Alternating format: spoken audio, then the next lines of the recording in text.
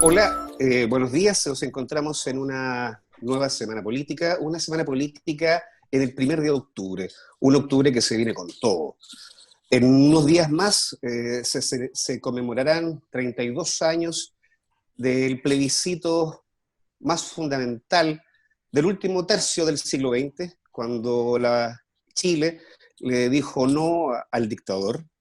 Este 5 de octubre también se inicia el único juicio oral que se logró dar por el tema del escándalo de las platas políticas, un escándalo que recorrió todo el espectro de la política y que defraudó nuevamente a la población porque no llegó en nada, y ahora estamos en el único juicio, que es el juicio oral contra Pablo Longueira. También en unos días más viene el 18 de octubre. Eh, Esa fecha que va a quedar marcada en la historia como el momento en que también la población chilena se cansó y obligó a la clase política a llegar a un acuerdo que nos tiene hoy, por ejemplo, en el periodo de la franja electoral para el plebiscito del 25 de octubre. Como ven, este mes viene con todo. Y por ello mismo tengo a dos expertos para poder analizar lo que viene de ahora en adelante, y especialmente con un ojo en la imagen, con un ojo en la franja electoral. Me acompaña Macarena Peñailillo, académica, periodista, docente de la Facultad de Comunicaciones de la Universidad Diego Portales. Hola Macarena, bienvenida al Mostrador. Hola, muchas gracias. Bueno, y también nos acompaña Cristian Leporati, director de la Escuela de Publicidad de la misma universidad, de la Diego Portales, un hombre de la casa, analista y experto en marketing. Hola Cristian, bienvenido. Hola querido, ¿cómo estás? Estamos muy bien. Como dije, entramos de todo en este mes de octubre. Este es un mes de octubre que para muchos tiene mucho significado. Eh, claro, nos pilló bajo pandemia, una situación más compleja aún todavía, pero fuera de ello, que no deja de ser muy importante, es un mes con definiciones muy interesantes y muy importantes. Yo hablaba en la introducción de que estamos a días de conmemorar un año del estallido social, de la revuelta de octubre, que en definitiva fue lo que permitió que hoy día estuviésemos en este programa empezando a analizar la franja electoral que nos va a llevar a un plebiscito el próximo 25. Lo primero que quisiera preguntar, partir contigo, Cristian, es, ¿tú ves algo de esa emocionalidad, de ese fuerte impulso ciudadano del 18 de octubre reflejado en lo que ha transcurrido en estos días de la franja electoral? ¿Ves algo de eso? No, yo te diría que las nuevas formas comunicacionales no tienen, ya están descubiertas. Básicamente unas mujeres destacadas, que son las tesis, la descubrieron el año pasado en pleno octubre, y esa forma comunicacional, que es la forma más propia de los movimientos sociales, de la calle, de la ciudadanía, de alguna forma no está presente en la franja electoral. Y eso no es culpa de los publicistas políticos que están dedicados a la comunicación política, sino que básicamente es una culpa de un sistema que entró en crisis, y que no ha sido capaz de entender esa crisis, y esa crisis a su vez también representarla en lo simbólico y en lo narrativo, como son los spots políticos en la franja electoral. De alguna forma, para responder tu pregunta, Héctor, estamos viendo un espejo o un reflejo de lo que pasa con la crisis política en la franja electoral. Vemos algunos actores políticos más bien analógicos ya del pasado, presentes en la franja, cuando eso en verdad es una falta de respeto, porque finalmente la franja, como tú señalabas muy bien al comienzo de la conversación, se debe absolutamente a que la calle, a que los ciudadanos, los chilenos, la población, ya sea de izquierda o de derecha, estaba molesta con muchos conceptos en fin de la meritocracia, que es un concepto fallido en Chile, y eso, estas personas se apropian de la franja políticamente, y no deberían ser. O sea, la franja política debería ser de quienes la propiciaron, que es la ciudadanía. Y eso no lo estamos viendo, y por eso que no hay empatía entre la franja, para responder tu pregunta, y la gente. Macarena, ¿compartes esta idea en el sentido de que no se ve reflejado esta explosión, esta emocionalidad de la calle que llevó a este acuerdo por el plebiscito? y más bien lo que uno observa es esta dispersión, esta crisis de la clase política precisamente en la franja. ¿Cómo lo ves? Claro, se ve una franja atomizada, una franja de pequeños videos que todos mencionan más o menos las mismas ideas, pero los actores van cambiando. Hay algunos que tienen más foco en los ciudadanos, otros que tienen foco en las figuras políticas, como dice Cristian, figuras políticas que uno considera que están totalmente fuera de lugar en ese espacio, porque no es un espacio donde ellos son los que tienen que estar hablando. Pero quisiera yo llevar la conversación a la pertinencia de la franja como espacio de comunicación política. Me parece que en el año 2020 dedicar 20 minutos a ver una seguidilla de videos que podemos ver individualmente en redes sociales o que estamos acostumbrados a consumirlo en otra forma, es un formato bastante anacrónico, ¿ya? De hecho, siendo súper honesta, yo no he visto la franja en la tele. La he visto a través de canales digitales porque simplemente no tengo la tele prendida en los horarios que se da la franja. Probablemente tiene que ver con la nueva lógica del teletrabajo y todo eso. Eh, Creo que la franja como producto político es cada vez menos vista. Hoy día la encuesta que se dio a conocer esta semana de Plaza Pública muestra que menos del 40% de la gente ve la franja. Yo creo que eso está sobreestimado. Indicadores de visualización de la franja con datos más... con datos más concretos, ¿no es cierto?, de rating, ya en el año 2005 mostraban una baja interesante, muy importante en la baja de audiencia en este producto. La gente se aburre de ver la franja y deja de verla, ¿ya? Y yo creo que en el 2020, cuando tenemos otro entorno informativo, otra manera de relacionarnos con los productos de comunicación, pensar en un fragmento de 20 minutos de ver videos políticos resulta bastante anacrónico, más allá del contenido de la franja en sí. Uh-huh. Y pensando también en el contenido, Cristian, y tomando lo que también acaba de decir Macarena, de este anacronismo que uno logra ver entre lo que ocurre realmente en la población, cómo la gente se comunica hoy en día y este formato tan antiguo. Pero hay algo que diferencia esta franja de las anteriores, es que ha incorporado a las organizaciones del mundo civil, ¿no? A mí lo que me pasó, y comparto gran parte de lo que ustedes dicen, pero a mí lo que me pasó cuando lo vi es que sentí que cuando los partidos políticos tomaban su tiempo, recurrían las mismas fórmulas ultra explotadas de los últimos años y que ha venido en declive. O sea, las últimas franjas electorales para las candidaturas presidenciales son prácticamente invisibles e inútiles. Pero ahora, al darle ese espacio, digamos, a la organización civil, ahí hay un pequeño avance, hay un intento por, digamos, por mostrar. ¿Tú piensas que esta franja debería ser entera de las organizaciones civiles, Sí, reduciendo a los políticos? sí, sí, no, absolutamente. ¿Ah? No que todas las franjas lo sean, ¿ah? Las franjas electorales son franjas electorales. Pero esta franja tiene una génesis distinta a lo que hablábamos al comienzo. El origen está en la gente, el origen está en los chilenos y no en los partidos políticos que dicen representar a los chilenos. Y por lo mismo yo hubiera esperado que en verdad los partidos generosamente hubieran abierto sus puertas a sus organizaciones que lo representan en lo más sentido y hubieran dado ese espacio. Yo creo que eso es lo que se debería haber hecho. Ahora, y por eso también que el contenido de la franja es poco empática con alguna parte de la población. Ahora, ojo, un detalle importante igual, y yo un poco discrepo de eso de Macarena, la televisión todavía sigue siendo tremendamente relevante para la comunicación política. La franja es muy importante básicamente no por lo que dice ni lo que hace, sino a quién llega. Y está llegando a la franja, tú analizáis a quién está llegando a la franja en general, si bien usan actores jóvenes, usan mucho testimonial, rostros, voceros, y mucho testimonio, testimonio, en general están apelando al elector de siempre. O sea, la franja electoral en televisión abierta chilena va dirigida a esa persona más o menos de 55 años para arriba, es más bien un poco más mujer, urbana, es el perfil que no ha cambiado, que ha votado todos los años, o sea, cada vez que había una elección. Lo preocupante de esto, y ahí sí comparto con Maca el punto, es que efectivamente la franja electoral no representa a esa categoría de 40 años hacia abajo que no ha votado desde el 2012 en adelante, cuando el voto se hace libre, no obligatorio.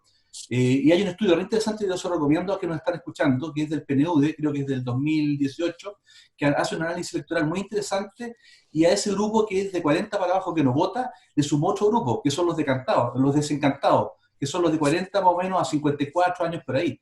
O sea, esta franja electoral tiene un error importante, que solamente refuerza el mensaje en los que han votado siempre, pero no está llegando a los otros. Y a los otros que no llegan, efectivamente esos otros se tomaron las redes sociales, las plataformas digitales y están bombardeando duramente lo que es la franja electoral, porque no están incluidos. Ujú. ¿Te fijáis? Y eso es importante. Maca, y pasando, digamos, y avanzando, aun cuando las consideraciones que ustedes expresan son totalmente válidas, pero se habría que hacer un análisis entre el apruebo y el rechazo. ¿Cómo ves tú el apruebo y el rechazo en el tiempo que has podido ver en redes sociales sobre la franja electoral? Mira, una cosa que a mí me llama harto la atención de esta franja es que las encuestas de opinión que se han publicado desde que supimos que iba a haber plebiscito han mostrado una tendencia más o menos clara a apoyar el apruebo, ¿no es cierto? O sea, tiene bastante camino recorrido en ese sentido esa opción. Y parece curioso que las franjas insistan en tomar una u otra posición. Me llama la atención, por ejemplo, la ausencia de llamados a participar, la ausencia de llamados a votar, son bastante minoritarios en los spots que se han visto. Yo creo que considerando la naturaleza del voto actual en Chile, que es un voto voluntario, llamar a votar es un objetivo en sí mismo. O sea, claramente el conseguir que las personas participen es un objetivo en sí mismo, y veo poco de la franja orientado a eso, de lado y lado, con salvadas excepciones. En el caso del rechazo, bueno, una cosa que me llama harto la atención es, volviendo sobre el tema de la presencia de los partidos políticos, por ejemplo, un poco la disonancia cognitiva que se produce al ver a Renovación Nacional en ambos lados de la franja. Están los que aprueban y los que Disonancia rechazan, ¿no? cognitiva. Los que van Me por quedo con contención. eso está Exacto. perfecto. La disonancia cognitiva, perfecto. Creo que ahí yo no sé si eso les suma al partido. Ellos han tratado a través de su franja de dar un mensaje de unidad y mostrándose como una familia donde pueden haber discrepancias, pero la verdad es que se ve muy raro como producto finalmente para el consumidor final. En términos de comparar el apruebo y el rechazo, yo creo que el apruebo en alguna medida ha tomado un poco la épica del 18 de octubre. Hay ciertos elementos, voy a destacar por ejemplo un spot de la DC, que a mí me parece ahí también hay otra disonancia cognitiva, porque el mensaje es muy bueno, pero la fuente es más cuestionable, que muestra la marcha más masiva, es un spot muy bonito visualmente, y que apela mucho a la épica del 18 de octubre. Un dato, Maca, un dato. Ese spot es de Martín Vinapur, que es el asesor de ellos, de la DC, que es el mismo creativo argentino que hizo la campaña de la Bachelet 1. Por eso tiene ese acabado bien hecho, para que sepáis. Buen dato. Acá. Está muy bien hecho, es muy bonito, tiene toda la épica, y yo ahí me produce nuevamente una disonancia cognitiva con la fuente, ¿no es cierto? Yo eso lo esperaría quizás de un movimiento más ciudadano y no de la Democracia Cristiana, que es un partido que en la actualidad históricamente un poco se ha movido un poco erráticamente entre el centro derecha, centro izquierda, ¿no es cierto? Entonces tampoco me queda tan claro que son ellos los que apoyan ese tipo de movilización masiva. En el caso de la franja del rechazo hay apelaciones bastante básicas, creo yo.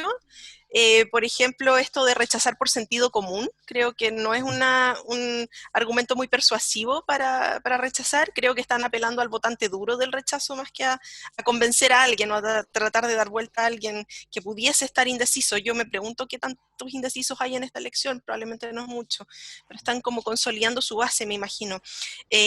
Un poco también de campaña del terror se observa en esa franja, un poco sutil, ¿no? No como en la campaña del sí y el no, donde la campaña del terror era ya brutal. En este caso está, por ejemplo, la amenaza del derecho a la propiedad, como las libertades personales y esas cosas, como que vamos a convertirnos en Venezuela, vamos a hacer un Estado comunista si es que llegamos a hacer una nueva constitución, y si es que además es convención ciudadana y no convención mixta, etcétera, etcétera. Se ve eso con un poquito más de sutileza que lo que hemos visto en el pasado. Creo que otro argumento pésimo es el de que la convención mixta sea más barata que la convención constitucional, porque realmente no sé si es como engañoso, ¿no es cierto? ¿Cuánto tanta es la cantidad de plata que nos vamos a ahorrar en comparación con el gasto público en general. Ya creo que es como una apelación muy básica, nuevamente apuntando al voto duro del rechazo y no tratando de convencer a personas que de verdad pudiesen estar en una situación de no tener clara cuál es su posición. Uh-huh. Cristian, mira, recién cuando estábamos hablando, también lo mencionó Maca, que es como una de estas bases del anacronismo, era la presencia también, digamos, y cómo lo está tratando los partidos políticos, algo que resulta muy disonante con lo que la calle precisamente reclamaba, que era, en definitiva, esta desconfianza absoluta en la clase política y en los partidos. El rechazo, a mí en lo particular, me llamó la atención porque, claro, mucho sentido común en ello, pero también usan como estrategia la idea de que si gana el apruebo, van a ganar los políticos de siempre, como si en el rechazo no estuviesen los políticos de siempre. Uno podría decir ahí, bueno, tal vez la estrategia es correcta porque la gente no quiere ver a rostros políticos, entonces no vamos a poner rostros políticos. Pero lo que a mí me llama la atención en esa estrategia es que me tiene como un pequeño olorcillo al populismo de Steve Bannon, ¿no? De este publicista que armó la campaña de Trump y la campaña de Bolsonaro, que lograron triunfar precisamente con ese discurso antipolítico.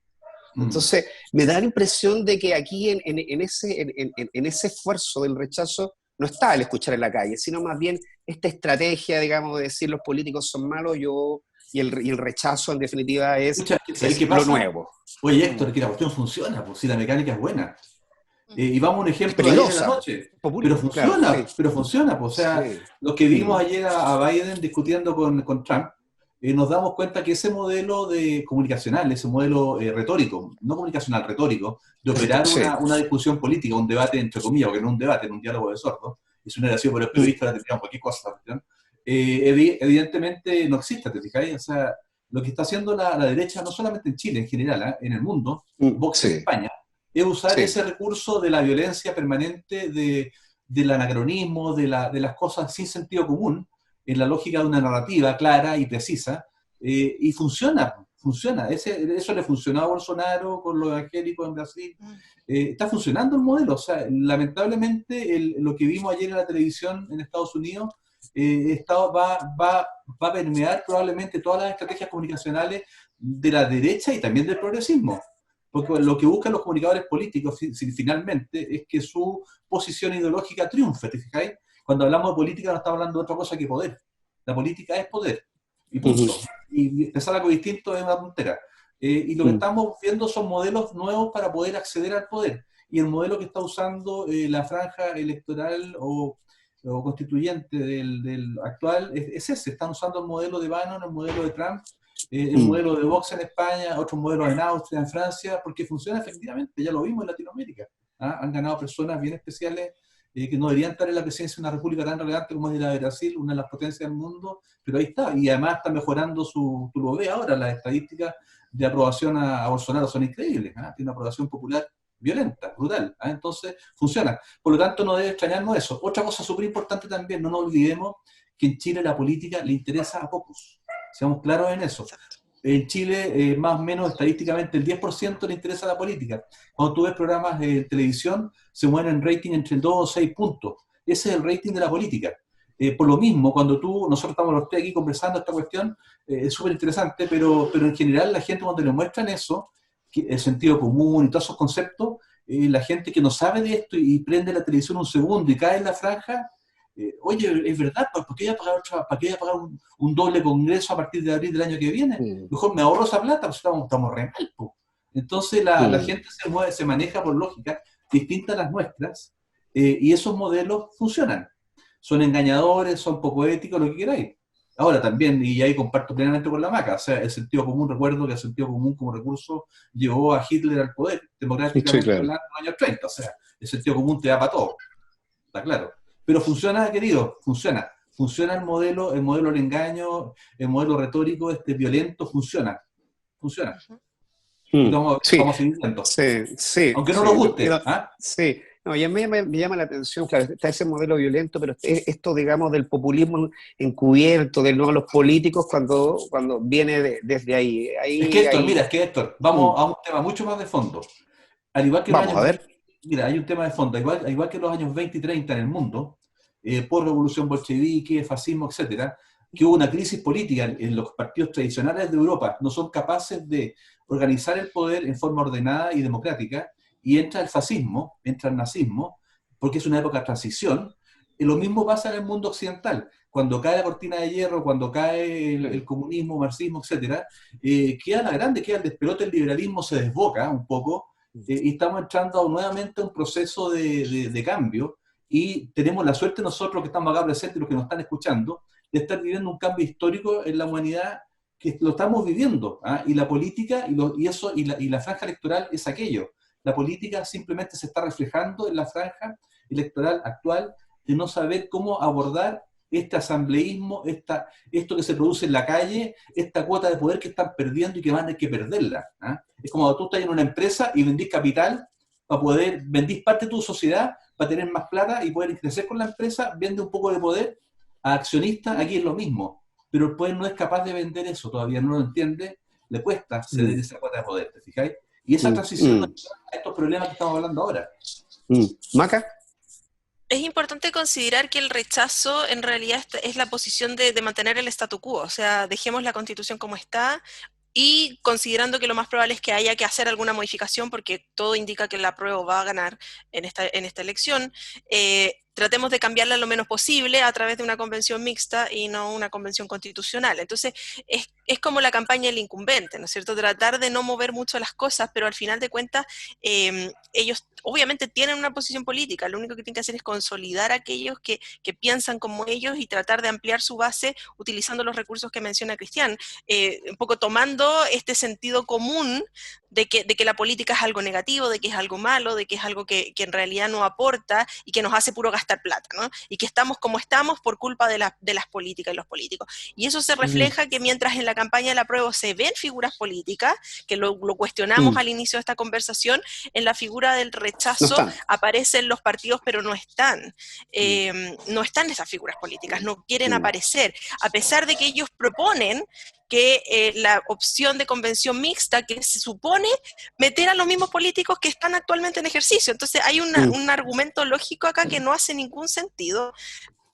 Se apela al sentido común, que no sé cuál es, básicamente. Ahora, Maca, el futuro no es bueno, ¿ah? O sea, yo creo que efectivamente vamos a pasar de las elecciones ahora en octubre, seguramente va a ganar, como es lógico, por un 60 y tanto, un 70, depende cómo venga la mano, pero lo más grave va a ser que el desencanto de la población va a ser total el año que viene. Y seamos también sinceros en eso. La franja electoral está prometiendo cosas que no va a cumplir. La franja del progresismo está prometiendo cosas que no va a cumplir. Bueno, pero eso tampoco es nuevo. Eso tampoco es nuevo, porque la alegría nunca llegó tampoco. O sea... Tampoco llegó. No, tampoco llegó. ¿Y eso qué va? ¿Y en qué termina esa historia? ¿Termina en autoritarismos o termina en populismos? ¿Ah? Bueno, ahí quisiera cerrar un poco con eso, porque da la impresión de que hoy día estamos en un momento que creo que efectivamente es trascendental, porque es una combinación de muchas cosas, ¿no? Hoy día estamos en una transición hacia veloz, muy veloz, a cambiar nuestras lógicas comunicacionales, nuestras lógicas del trabajo, las lógicas de las empresas, todo se está transformando, y cuando se transforma hay una raigambre, digamos, al nacionalismo, al populismo, que es como la resistencia al cambio, ¿no? Claro, y ahí está la pugna, por lo tanto podríamos estar en un escenario en donde podría pasar, en definitiva, cualquier cosa. Así es. Ahora, yo creo, creo que en eso de Lavín es súper interesante, porque siempre Lavín tira unas pildoritas que dejan la embarrada, y no estoy hablando de la socialdemocracia, estoy hablando de un gobierno de transición, como él plantea. Lo más probable es que el signo trágico de Lavín se vuelva a reproducir, y es muy probable que no compita, va a pasar algo, es muy probable. Pero sí es interesante de lo que él dice, que él entiende, porque él es muy de estómago, él es muy intuitivo, y no tiene malas intuiciones. Él dice que lo que tiene que venir es un proceso de transición, un gobierno de transición, donde todos estén representados. Pero esa es una utopía, porque, insisto, la política es poder, y pucha que cuesta dejar el poder de lado. El Pero poder sí, es encantador. cosas de mirar, no me estoy quisiéramos terminar la última frase, Macarena, porque lo que acaba de decir Cristian nos engarza perfectamente con lo que hoy día estamos viendo, esta lucha de poder que parece, digamos, ya incluso hasta vergonzosa de que nadie quiere ir a primaria, que quieren competir, que no quieren competir. ¿Cómo podrías resumir eso acá? O sea, yo creo que el desafío interesante que se viene es post plebiscito, el cómo se aunan las posiciones ya de contenido, ¿no es cierto? Porque votar apruebo o votar rechazo es relativamente sencillo, cuadrarse detrás de una opción, pero después hay que llenar de contenido esa constitución y no es ni más ni menos que la carta magna al país. Entonces, obviamente lo interesante va a ser cómo se van a ordenar las fuerzas políticas, tanto en lo que respecta a la convención constituyente, probablemente la opción mayoritaria, o mixta, quién sabe, y después en las futuras elecciones. Yo creo que esta experiencia que tuvimos a comienzos de semana con la declaración del Frente Amplio respecto de decidir no ir a primarias y llegar a acuerdos por omisión con la ex nueva mayoría, de alguna manera nos pone en perspectiva lo difícil que es ese desafío, o sea, llegar a poder aunar fuerzas en función ya no solo de votar apruebo, que estamos hablando de una posición sobre el 60% se espera, ¿no es cierto? Ojalá sea sobre el 70%, pero para efectivamente dotar de contenido esa constitución, yo creo que ese es el tremendo desafío que tenemos por delante. Sí, País. y un desafío mucho más grande si pensamos también de que los intereses de los partidos políticos no necesariamente son los mismos de la población y de las organizaciones civiles. Exacto. Bien, pues yo quisiera dar las gracias, está muy interesante, siempre me dan ganas de seguir conversando, pero el tiempo se nos agota. Así que quiero dar las gracias Macarena Peñaglillo por habernos acompañado en esta semana política del Mostrador y desde luego también a Cristian, digamos, por sus análisis. Y bueno, nos estamos viendo, yo creo que en un nuevo análisis sobre la coyuntura que estamos viviendo. Gracias a ambos. No, gracias a ti. Un abrazo a Chao, todos. muchas Chao. gracias.